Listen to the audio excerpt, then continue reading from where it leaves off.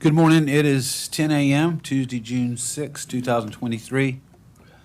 I'd like to call to order the Public Safety Committee of the City of Isle of Palms and acknowledge that the press and the public have been duly notified of the meeting in accordance with the Freedom of Information Act. Next item on the agenda is approval of previous meetings minutes. So moved. Second. Any changes? There being none, all in favor? Aye. Aye. Aye. Motion passes. We move on to citizens' comments. Nicole? Mr. Klaus? Al Klaus, 3 Grand Pavilion. Public safety meeting, 6-6, comments, number 15 since 4/13 of 22 regarding the noise ordinance and nuisance. Requesting for the 8th time, twice in writing, to provide us written assurances regarding enforcement of 925BC, amplified music is unlawful in the core of this situation. You've all heard that before. We have respectfully and repeatedly requested Mrs. Anderson recuse herself from this issue. Mrs. Anderson's response, dated May 30 of 23, is unacceptable and inconsistent. She previously recused herself regarding 5 zoning ordinances which involve the resort and city council. Please tell us what is different. We respectfully request the city obtain an independent written opinion from the South Carolina Attorney General's office regarding this matter, sooner rather than later. What is the reason we would not want to do this? Are we afraid of what we are going to hear? Let's get this issue resolved so we can focus on the issue at hand. A false narrative. In reviewing several council meetings on YouTube, there is a common theme from the resort and the administration. I am the only person complaining regarding the noise. I have publicly acknowledged in my previous written comments to council the number of times I have called. No secret. Yes, I am leading the charge. However, there are other residents who have written emails, which proves your narrative is false. I would also encourage you to review said reviews on TripAdvisor for a more global perspective.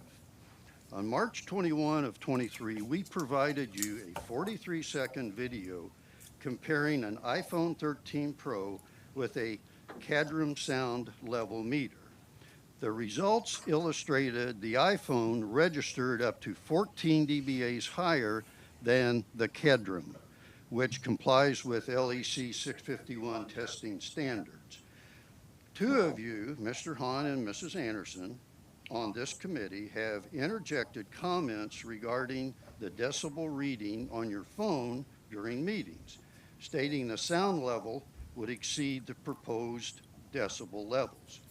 Although we believe your comments regarding the numbers you recited, we contend your phones, as our video demonstrated, are not accurate.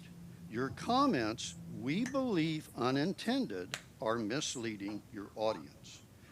We have 3 revisions on the proposed noise ordinance. The excessive noise, number 8 in definitions, we propose eliminate the word unnecessary and unusually and edit the word persons to the word person, singular. Noise measurement, number 1. Mr. Klaus? Yes. Okay. Good enough. I'll give you this. Thank you very much. Yeah. Here is the meter compliments of the resort. I've had this for over a year now. Have I ever had it measured for its accuracy? No, I have not. That's just out of the box, okay?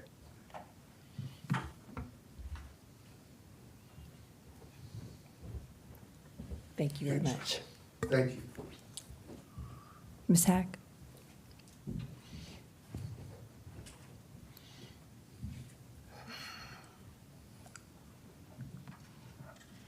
Good morning. Thank you for your service to the community. Excuse me, ma'am, would you mind stating your name and address, please? Yes, I'm so sorry. Good morning. I'm Terry Hack. I'm representing the Wild Dunes Resort. Thank you for your service to Isle of Palms community and your continued work on this important noise ordinance.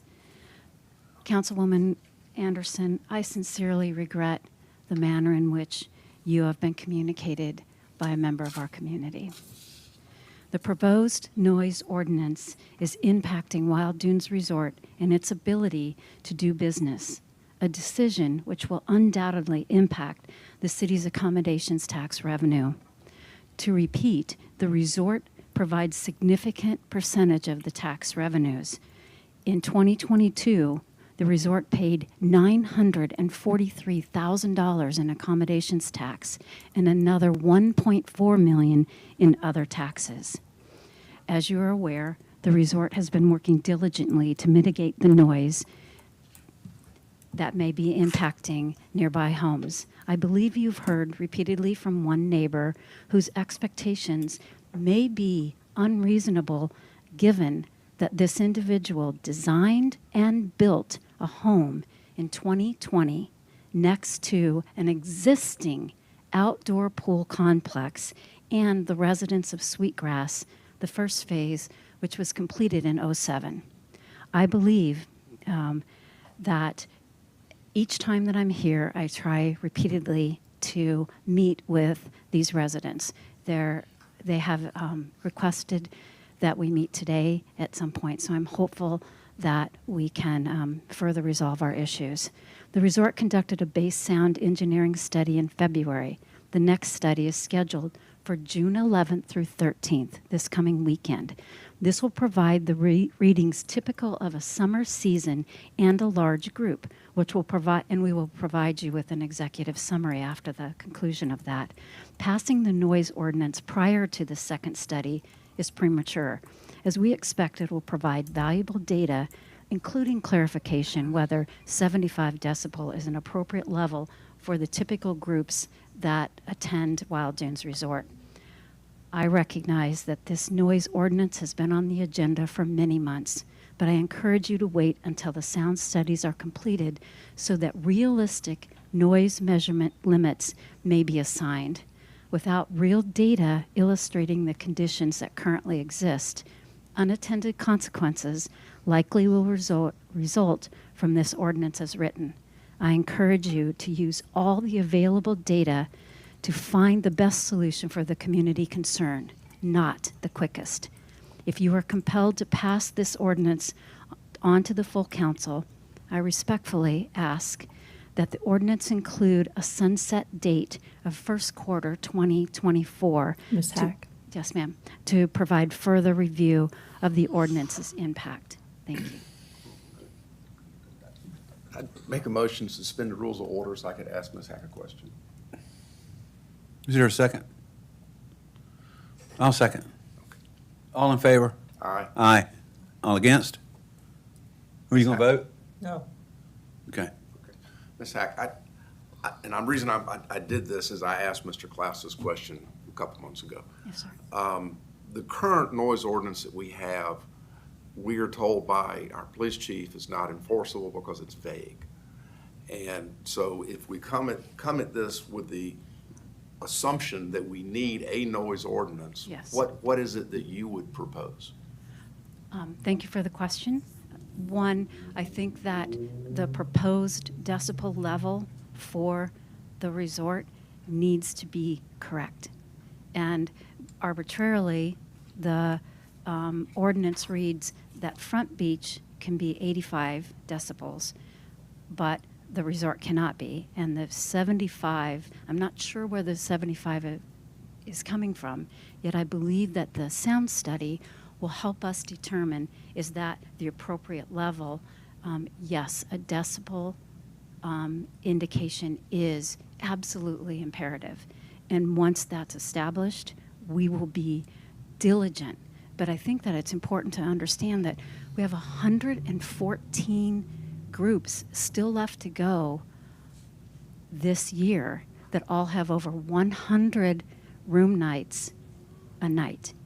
So that's a gigantic piece of accommodations tax. So, Thank you. but Thank thank you you very for the much. question.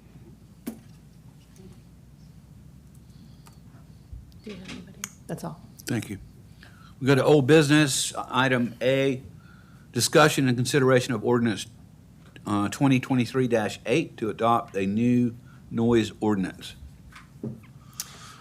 And I'll just make a motion that it's time to postpone consideration of second reading. Second. And the reason for that being, I feel like we need to, Did you want to hold a vote for that? Well, can we have a discussion first? Well, Yeah. you have to vote on the motion Okay. to do that, right? well, it's discussion and consideration of the ordinance. Okay. In consideration, to me, I've always Gotcha. felt that meant All right. that's asking for a motion, and then you make a motion, you have a second, then you have discussion. So Alright. now you may Right. have discussion now. You're I just right. feel like it needs a lot more work, and like to rely on our police department and professionals to do some readings in real time, find out what the impact is going to be on everybody. This one size that fits all is not working for me at this time. I'd like to have the city employ an engineer, a sound engineer, so we can get a lot more good data. I think we'd be remiss in our duties if we rushed into this at this time. If I may. Yeah, go ahead. So the meeting packet includes revisions to the ordinance that are being presented by the city's attorney. So just wanted to clarify what those red lines are that are included in the packet. Additionally, after our last meeting, I have reached out to a sound engineer, actually to a couple. There are not that many out there, and those that are available and do this kind of work are incredibly busy. So I have not been able to find one that would be available quick to help us quickly on this matter. I'll continue. They have given me referrals, so I'll continue to reach out and see if we can secure somebody that we can engage directly to do this kind of work. So I just wanted to update you all on those efforts. We did find one that may be available, but not anytime soon. What that time frame would be, I don't know just yet, but we are working through, and hopefully we can have some updated information on those efforts by the workshop, so that council can make a decision and allocate funds to allow the city to engage a sound engineer separately. Ms. Hack has indicated that there's a summary report that it's going to be provided to the city on the sound engineering study they have done. I think that would be helpful, at least to understand what the measurings have been that they have done around the resort. But I understand that some members of city council want the city to hire its own sound engineer for this, and we're working towards being able to do that. Okay. Yes. I agree that we should postpone the second reading until we have further information, especially the information that will be gathered at the Wild Dunes Resort, assuming that we have good weather the following weekend and can actually have an accurate representation of what's going on there. I think that's to the benefit of everyone. So I think that's a good idea. I think we should hire a city planning consultant, because we are not interested in the sound information as much as what ordinance would be effectively adopted for use by communities, because a sound engineer is more interested in if you've got an auditorium, what the sound level is in an auditorium, what it is in terms of, it's just a different approach to it. They can probably give us solutions, but a city planning consultant is what we really need to get this ordinance in order, something that's workable, what's defensible, and those kind of questions that I think we are grappling with. So I think a city planning consultant rather than a sound engineer may be what we want. Or perhaps both. I mean, we have, I'm troubled with the decibel levels. I don't know what the right decibel levels are. But then we also have what you said, Jamie, is we're trying to blanket the whole island without properly identifying different areas. I mean, nobody's even talked about the pavilion area at Wild Dunes. They have live music there and pools. And so that would impact everybody in that area if we put this existing ordinance in place. We've got the Windjammer and the Dinghy and those areas that have been there for a very long time. So I think it would be helpful potentially to have both to help us with how we set this up. Well, just to make sure everybody's clear, that the motion that we're considering is to Yeah. recommend to full council, not to, recommend to full council to postpone until further study can be done. And I think you may or may not want to include some language there for council to consider hiring a sound engineer and city planner to, and that's something that we can bring before council at the workshop. So I think it could be all inclusive if you Yeah, I don't think mind. we postponed the discussion to the workshop. And- Do you amend the motion to, we recommend postponing second reading and hiring a sound engineer and city planner to further look into this issue? Is that your amendment? Yes, sir. Okay, I'll second that. Okay. Go ahead. Yes, ma'am. I was just going to say, I don't know whether we should set a date on this or not, but we urge the resort to get response from their consultant as soon as possible to us. Sure. And Chair, Yes, ma'am. also just wanted to, for the record, while the current ordinance is challenging to enforce, the city has been enforcing the city's current noise ordinance. Every call that is made is responded by an officer to the site of the complainant. And citations have been issued, warnings have been issued. So I just wanted to clarify that for the committee, that the police department continues to enforce the current ordinance. Yes. There is some more information that we can get in-house too from the police department. I'd like to know more about how many calls they received last year, what type of calls they were, whether they were commercial or residential, and how they were handled. I think that would help us just determine whether it's the short-term rentals, whether it's residential or commercial in terms of what the issues are that we're So- dealing with. That information is included in the police department's monthly report, and there is a new report on livability type calls that includes a more detailed look at livability type calls, including noise.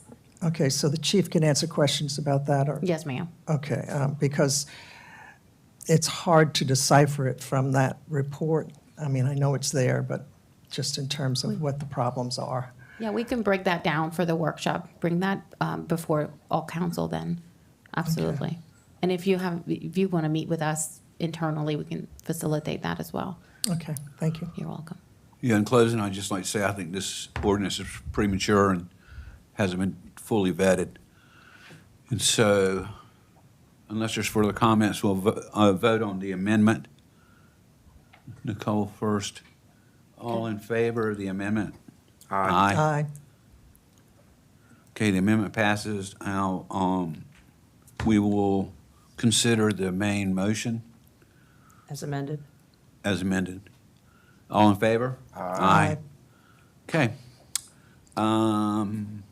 Motion passes. Thank you very much.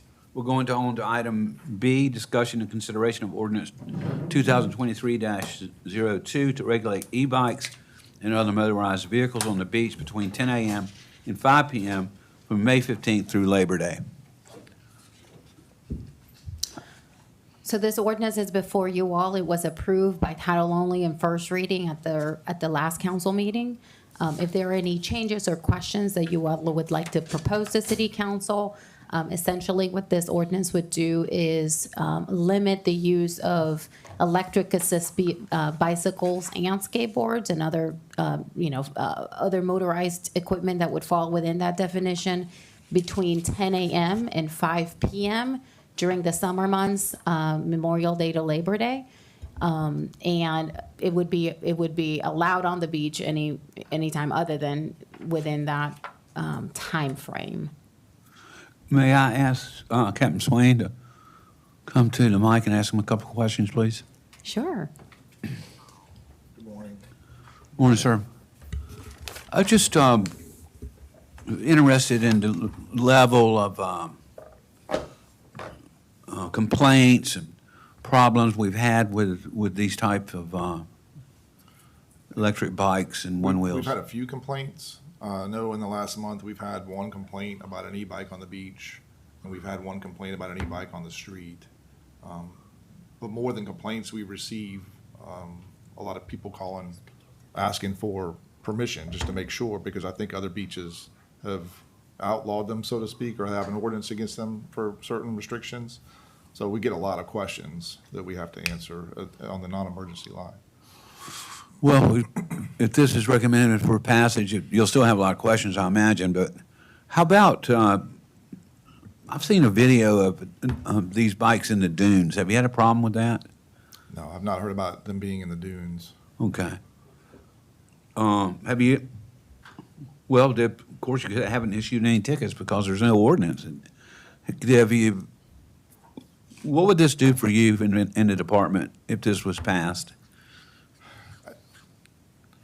I think that, the underlying, it's a public safety issue that some people perceive because the technology with the e-bikes is such that they can travel pretty quickly down the beach, and I think that alarms some people, and that's where the push is coming from. Speaking to Chief Cornett about the draft ordinance proposal, he told me that he liked it. I think he reiterated that last Public Safety Committee because it is enforceable the way it's written so far. But it's, if that's what the council desires and that ordinance gets passed, then, we have every intention to, enforce that as is. It's just going to be one more thing that we have to enforce. It's not going to really change much for us, other than the fact that we would have to, assist the city in, promoting it, so to speak, and getting awareness out there once this takes place. Right. Anyone else have questions, comments? Yes, ma'am. I have a comment. I think it's very dangerous to have motorized vehicles in an area where people are sitting on blankets with children running free. And I don't know whether you were down at Front Beach for the sand sculpture contest this past weekend, but I had trouble finding a place to walk. I can't imagine having an electric bike permitted in that area, allowed in that area as it is now. It definitely, our beaches are getting more and more crowded, and I don't think that everyone who's out there is going to pick up their phone and call as soon as they see an electric bike, but it is a dangerous situation. And I just I'm all in favor of prohibiting electric vehicles from the beach. As written. As the ordinance is written. Have you read the ordinance? It's 10 a.m. to Yes. 5 p.m.? Yes. And administrator said Memorial Day, but what I'm May looking at says May 15th. 15th. That's right. Is that It's May correct? 15th through Labor Day. Blair, you have comments? Yes, sir. Thank you, Jimmy. I agree with what Jan said. I think that this is a good start. I personally think that we need to ban these types of vehicles from the beach year-round because they're being used as motorcycles, and they're being used as motorcycles by people that are either drinking or they're underage or both, and it's just it's a potential problem. At mine at the beach, they do run through the dunes, and they just this past weekend they'd set up a little track, and it was 4 of them running through the dunes on their little track, and it's just wrong, and it's dangerous, and I think that it needs to be dealt with. Okay. We have a motion to call yet? We do? Excuse me. No. Okay. Any further discussion? No, sir. There being none, all in favor? Aye. Make a motion. There was no motion. Okay. I don't- I'll make a motion. So, Go ahead. Councilman, Chair Ward, the committee has already made a recommendation to present this to council for Mm-hmm. ratification. It's back to the committee based on the procedures that are spelled out in the code, that Right. after first reading, it comes back. Right. So unless there are any changes, there's no need for any additional action from the committee. This will be There are no changes. presented Very to good. council for second reading. Thank you very much for that clarification. We'll move on to item C, update on the acquisition of surveillance and safety equipment approved by council on April 25th, 2023. I'll let Captain Swain provide an update on some of the actions that the department has taken after council approved the expenditure of $150,000 for these items. So the transport van is operational. It's been marked and it's been used already to transport some unlucky folks down to the jail. As far as the canine goes, that officer has actually started his training. The dog has been selected and he started his training yesterday, and it's a 1-month course. So we expect that officer to be fully certified and patrol ready just in time for 4th of July weekend. So super excited about that. The surveillance tower, which was on the list, is being still looked at. We're exploring some grants on that in terms of funding, some funding options. That's the mobile camera trailer that we were looking at, and they're pretty pricey, so we're looking at some grant options to complete that purchase. In terms of cameras, I've just gotten approval to add an additional 2 cameras at the intersection of 14th and Ocean to our existing system. And that's one area that we noticed after that shooting incident on the beach. We noticed that was an area that we didn't have some very good coverage on. So that's been approved. I'm just waiting on the installer to get the equipment in and come in and actually make that camera happen. Another exciting, I know Desiree likes when I talk about cameras because I talk about cameras. Another exciting camera venture, so to speak, that I'm happy to see coming to fruition hopefully soon is adding 2 cameras to the pier. And I've worked with the sea cabins on this, and they've been very accommodating. And what we want to do is put a really robust camera. It's on a pole basically, so it gets you up high. It's going to be near the high tide dune line, sort of attached to the pier. They've got an existing couple of cameras there now. So we were kind of working with them to, they actually were going to provide power for us at no charge, which is nice. And that only requires a Comcast box over at their office, and we can beam that signal, and that way we can keep that. But it's a little bit pricey, but it's going to be a great addition to our camera system. And that will actually, we've never really had that since I've been here, to where we can actually see the beach and looking north and south from the pier. So I hope that comes to fruition and, in terms of the cameras. May I ask a question, sir? Sure. As far as the range on the camera you just mentioned, how far north and south will it, the vision be clear for you to observe? It's going to definitely show all of the, if you're looking north from the pier, it's going to show all of that county park area, the lifeguard area. You'll be able to see way off into the distance and up the beach. But the further you go out past, say, county park, when you get up into the mid-20s up in that area, you'll be able to see things up in that area. But it's going to be so far off, it's Right. not going to be, high resolution or anything like that. And going south, I would imagine the Windjammer might be the limit. Yes, sir. As, That's a as good you were guess. describing it. Mhm. Yeah. Okay, thanks. Couple of questions. Sure. 2 things. One is the LPR. I don't know if you've gotten that yet, license plate reader, and where are we on getting that established? And then second, a couple of weeks ago, the police were on the beach at the 48th after dark, and it looked like y'all were sweeping the beach, and I could see the drone flying above the cars. Does it have night vision? Is that something did it actually? Yes, that's helpful? so the drone is kind of next on my list, so to speak, Okay. here. And our existing drone, it's getting a little bit old now. It does have infrared vision on it, so to speak, which shows some heat signatures. But the technology's really improved in that area on some of the newer drones. And that's kind of what we're looking at right now. That original setup we were looking at with all the FAA requirements for the kind of autonomous flight from the rooftop of the public safety building, what we found out was that there's a lot of red tape, and it's not really a proven method yet that the FAA is really on board with. So we kind of put that particular type of drone on hold, and we're just looking at some other drones to improve our flight time and to improve the infrared, just like you said. and some other features, just to kind of upgrade at this point, because the one we have is starting to get some age on it, and there's so much better technology out there now that can help us for, whatever we use the drone for.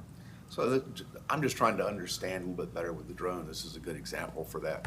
So when all the cars were on whatever it was, 41st, 42nd Avenue, and the drone is overhead, the drone operator is back at the station? Is that accurate? No, sir. That's the scenario that we were exploring with some of the new stuff that's coming out, and that's kind of where we hit a lot of red tape and sort of a dead end with that, just because the FAA hasn't really gotten fully on board with that type of drone operation yet. So the drone operator is actually with the officers? With the drone, and we're still required by the FAA and our COA that covers us to fly that drone. We're still required to keep that drone in sight and have a spotter with it, which is what that scenario I would imagine would have had that as well. Thank you very much. You're welcome. Oh, and the LPR, whenever you get to it on your list. So the LPR, I know that, I think that's in next year's budget, that's existing in the next year's budget. That's not part of this particular plan that I'm speaking on now, but I know that we're talking to some vendors, because there are several vendors that issue the LPR, and I think the intention of the police department and hopefully the city is to put one here on the connector. There's not really a need one on for one on Breach Inlet, because there's one that already exists there. So Correct. the most logical place to put it would be here on the connector that captures all the traffic oncoming. Thank you. So we spoke about the drone. The last item I have on here in terms of the safety recommendation updates is the FBI task force officer position. That's actually in the works now, and it's going through the federal approvals. So that's pretty good. We haven't had a federal task force officer in this department in quite a while. It was before 2010 when I got here, so that's exciting to have that as well. Very good. Thank you, sir. Yes, sir. And just to add to that, it was not included on the list. It was presented to council a couple months ago, but we did discuss it when we had our after-action meeting, was to equip the fire department with ballistic vests. We will be able to purchase those with the $150,000 allocation that's already been approved by council to, again, equip our fire department with those vests so that they can use them in the event when they're responding to incidents when guns have been discharged. So we'll include that and make that purchase this month as well. Very good. Thank you. We're moving on to new business. Item A, discussion of traffic congestion at the intersection of Palm Boulevard and 14th Avenue. This was requested to be put on the agenda by Council Member Anderson. And so I'd like to hear what's on your mind about that. I've had several calls from residents that were, in particular, one was coming back from church on Saturday afternoon about 4:30, 5 o'clock, across the connector coming onto the island. And it took them quite a while to get through the intersection of Palm and 14th Avenue because there was gridlock there. The first question is, do you station a police officer at that intersection on busy weekends, don't you? Is that a standard practice? Yes, it is. In terms of traffic control, we usually like to have somebody monitoring the intersection at the very least, and Yes. take action as appropriate if they see something that needs to be handled. Normally, that is sort of reserved for a off-duty Charleston County deputy that we hire. And I know we've worked with the county park, so there's a county park element there as well. It's a cost share initiative where we pay half and the county pays half for that deputy that's assigned to that intersection. And what hours is that? 10 to 6. 10 to 6? Yes, ma'am. So there should be a police officer at that, stationed at that intersection will keep vehicles from clogging the intersection, going past the stop bar on an approach during those congested times when traffic is backed up on the connector all the way across to Palm Boulevard. So there's no reason why someone coming back onto the island has to wait 2 or 3 cycles to get through that intersection. Well, I think on a busy summer weekend, there's going to be people that are gonna have to wait in all directions. That's just the fact of life there with the traffic flow, with that bottleneck at that intersection. The way it's timed now, I hope this will change, but that approach coming onto the island should be able to clear fairly quickly, and you should not have vehicles in the middle of the intersection when the signal turns red. So that's the problem, is there needs to be better enforcement of keeping that intersection clear. I agree. And if I may go back to the Charleston County deputy, Yeah, that is sort of their main role when we have them come help us. right. Part of the problem this summer so far has been that we just can't fill the slots. And I think that's because of a manpower issue on the sheriff's department side. Uh-huh. We use them to focus on the traffic at that intersection so that it can free up our officers for the regular radio calls that are coming in. So if I have a lot of radio calls coming in, I can't necessarily have someone monitoring the intersection for those full 10 to 6 hours because we're answering calls. That's why we bring them in the first place. So Okay. that's been a challenge this year. Charleston County has actually offered some help for us. Yes. And I'm kind of waiting to see how that whole program's going to unfold. I'm sure Desiree can tell you more about that, but I think the county's intent is to try to help us in whatever way they can with traffic flow or beach crowds, whatever it needs. But our biggest demand, I agree with you, is traffic on those weekends. Yeah, and this is a fix that we can do ourselves until we get relief from the redesign of the connector and the adjacent intersections.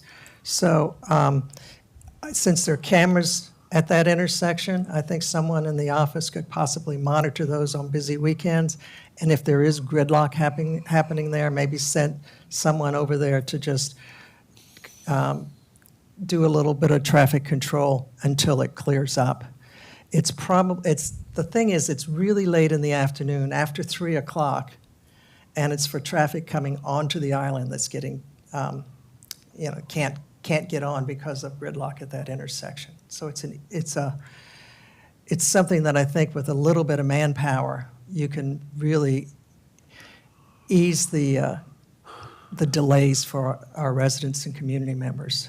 So if you could look at that, just put a mark on it to look at that closely and see how it works. Will do.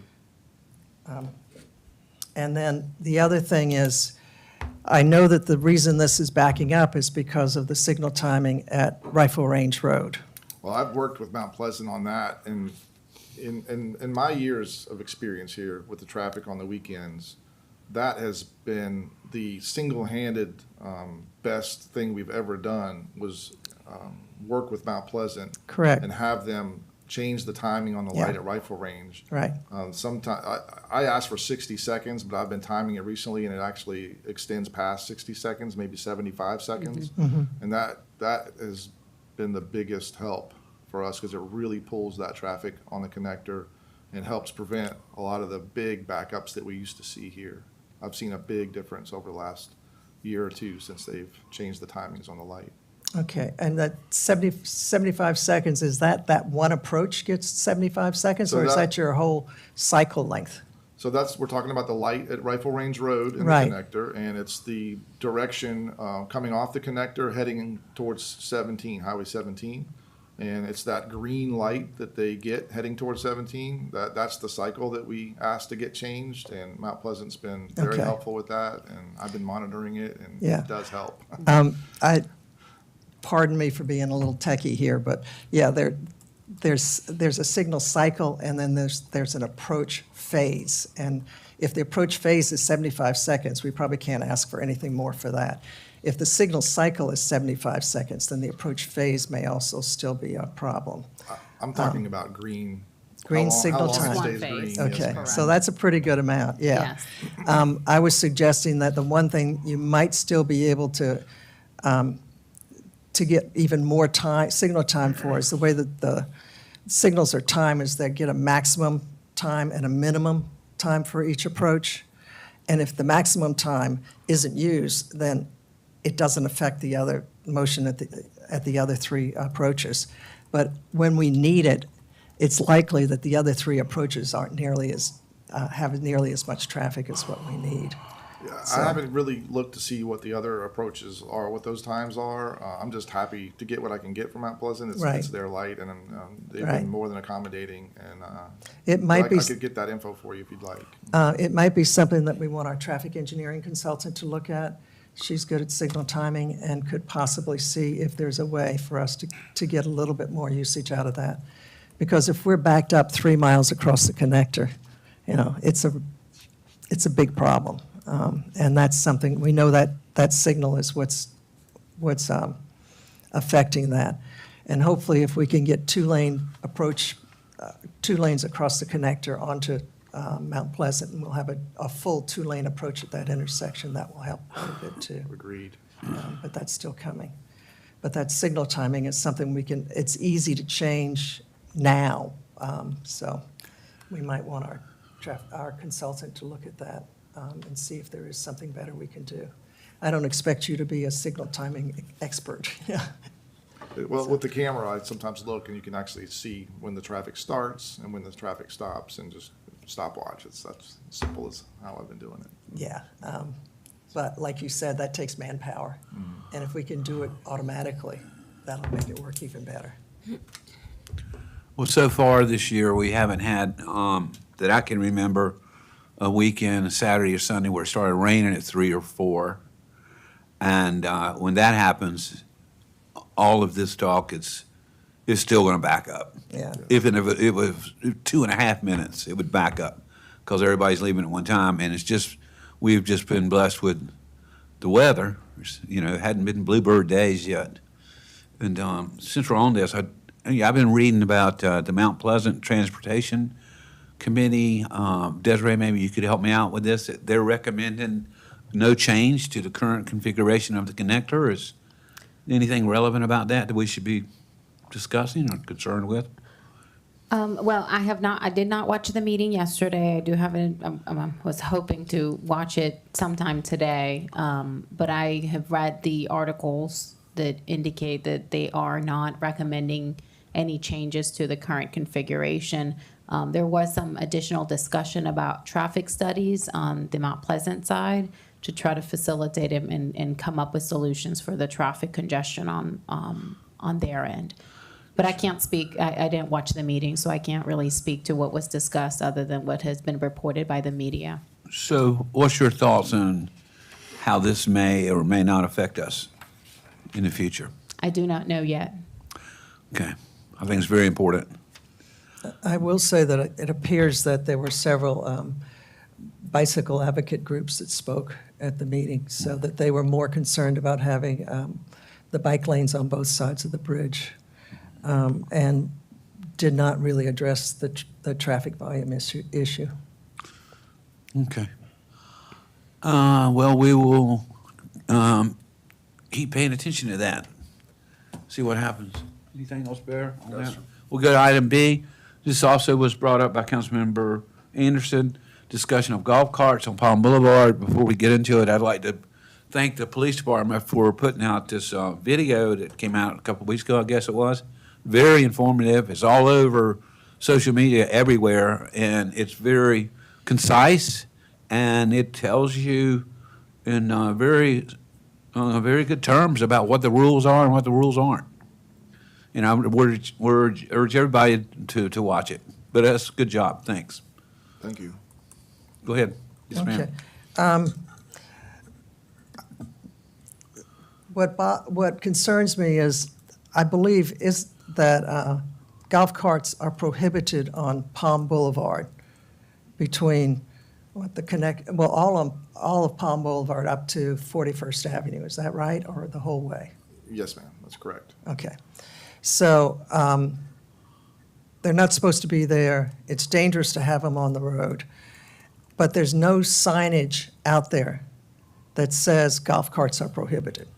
You just have to know it. And we have so many people from out of town that come here that don't read up on what our rules, all of our rules and regulations are. Can we just put some golf carts are prohibited on wherever the stretch of the road is? And we certainly could. But it's a large stretch of roadway there. Right. You'll need more than one sign. We would need- Yeah. We need several. Yeah.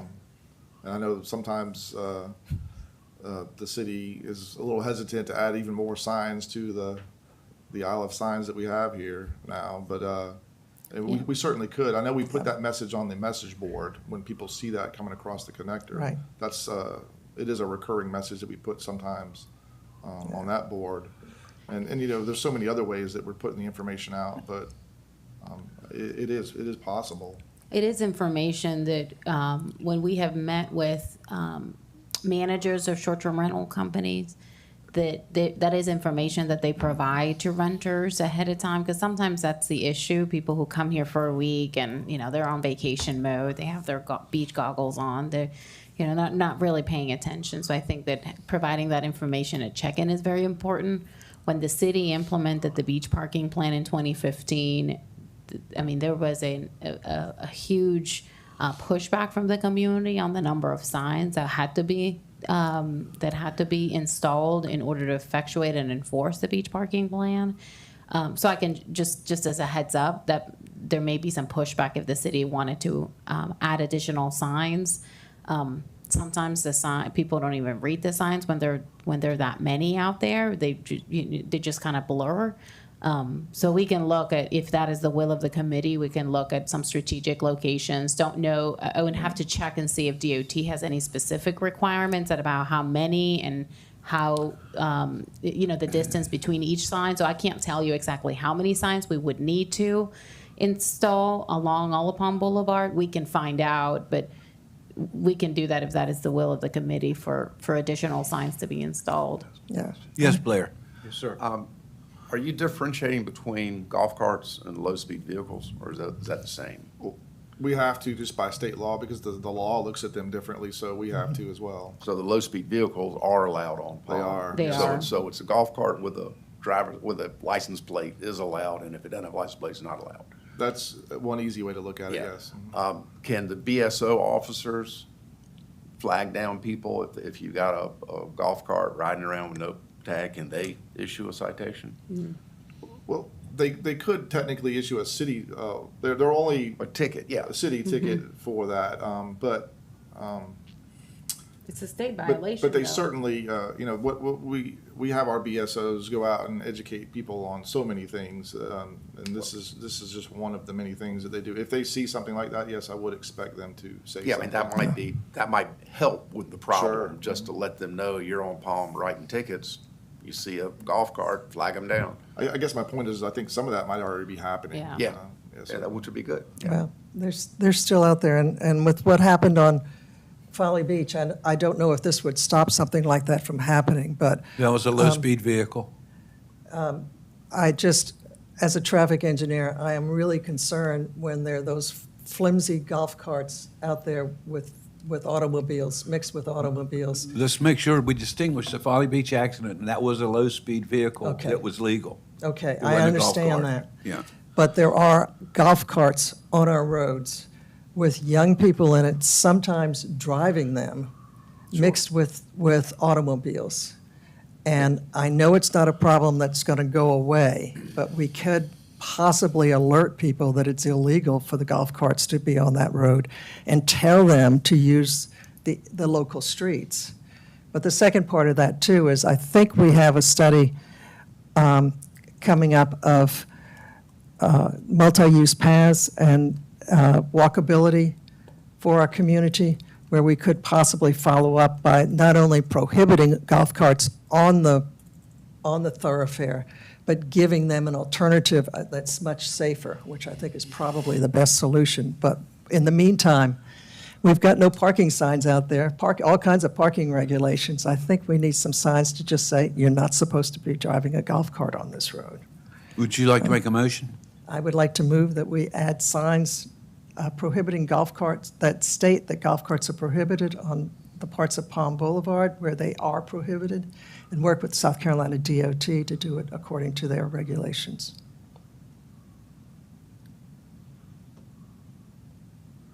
If There I being might- no if I might- second. If I might add, I Well, just you wanted to didn't say ask. that. Well, this, the procedure is you make a motion, Okay. the next thing that has to happen is a second. Okay. But, and then we have discussion. And so I haven't heard a second. So then, okay. No. So with no second, the motion fails. Right. I would like to say one last thing. I remember the 2015 parking plan, and the administrator is absolutely correct. There was a lot of pushback on that. At the corner of my house, 23rd and Horton, I live right on the corner there, there's 4 signs about no parking. I mean, there's one on each corner. And I think people have just a little bit of, I understand your concern, but I think people are just suffering from a little bit of sign fatigue. We can continue to put Safety is my priority. messaging out, continue to encourage our short-term rental managers to include that information in the check-in. We can update the message board so that everybody who comes in can see it sporadically. Just, we don't have a whole lot of space there, so we have to change the message. But those are things that we can continue to do to put the word out that golf carts are not allowed on Palm Boulevard. I think if we go back and review the minutes from like 2 years ago, that I had extensive questions for the police department about golf cart safety, and I tried to find out if we could, by state law, if we could require child safety seats, like in an automobile. And the chief and his staff did a lot of work, a lot of homework on the request that we were making at the time, and came back and told us what our restrictions were, what were not. But if you go back and look at those minutes, you'll see there was a lot of discussion about this. Yeah, I agree that there are all kinds of restrictions, but it's just a matter of making the public aware of them. That's my concern with the signs. You've got stop signs out there, you've got parking signs out there, you've got yield signs out there, Very good. and that's just a safety issue with me. Thank you. Okay. Under miscellaneous business, the next meeting is at 10 o'clock. It's scheduled for 10 o'clock Tuesday, July 11th. Now, in the past, we've always tried to take 1 month off in the summer.